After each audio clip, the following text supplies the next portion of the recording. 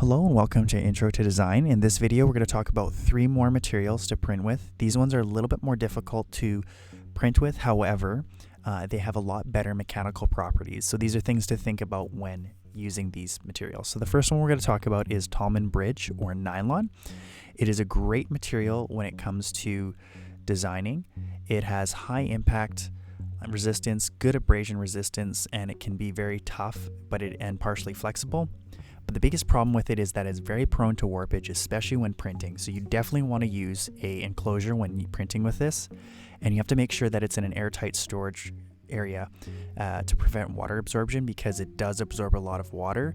And it could be a problem with either printing defects or even problems afterwards when it's in an environment that's humid for the part when it's being used. But the great thing with this is it's a material that's used for bushings and a couple other things in design environments. So it's definitely not something that you're going to utilize when it comes to day-to-day, just regular run-of-the-mill, making things look cool materials.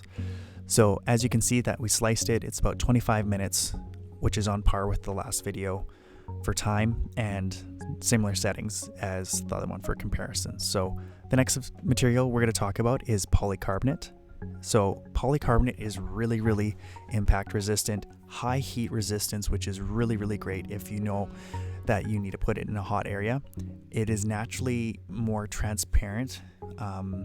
Every material I've personally used was transparent or somewhat clear, and it is bendable, so it has a lot more flex to it. So think like plexiglass. It can bend without breaking too much. The biggest problem with this material is it needs a lot of temperature when you're printing, so you have to make sure your printer can get to those temperatures in order to print with it. It can warp during printing, which makes it very hard to utilize, and that's why you would definitely want an enclosure for this printing stuff.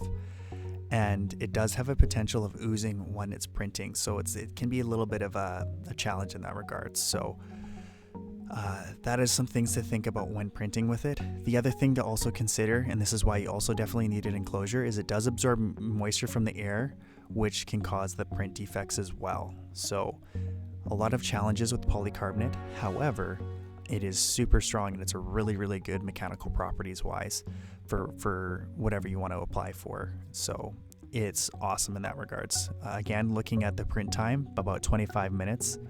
And similar settings for everything else for filament used and all that. So again, it doesn't take too long to print, but just a couple things to think about if you want to use polycarbonate. The last material we're going to talk about today is TPU, or flex material. I think it also goes by TPE. And the great thing with it is that it can be very soft, it's very flexible. It can be really great for something that utilizes like vibration dampening, and it lasts a long time and has excellent impact resistance because of the flexibility of it though. However, it is probably the hardest material to print with.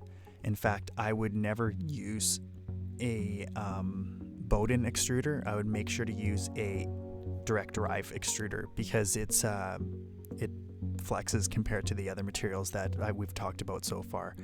It has a lot of stringing when you do print, and you cannot use any type of bridging with it, as it won't like that very well. So you'll just have to be careful with infill percentages. And honestly, it's probably taken me a couple months to really learn how to do good prints with it that work for what you want to do for application. So things to think about when it comes to flex material, but it is a great material to use if you need that. One thing you'll notice is it takes a lot longer to print with, and that's because you have to run it at a slower speed, which is another challenge with it, because you still have that higher chance of more failed prints. So for me personally, I've had a multitude of failed prints for the same piece, where I've had to reprint it maybe 3, 4, 5, even 6 times just to get that one print to work out great. So that's some things to think about with these 3 materials. I hope that helped. If you have any questions, please feel free to leave them in the comments. Otherwise, this is Tyler with 3D Printer Store, and I hope you have a great day. Bye.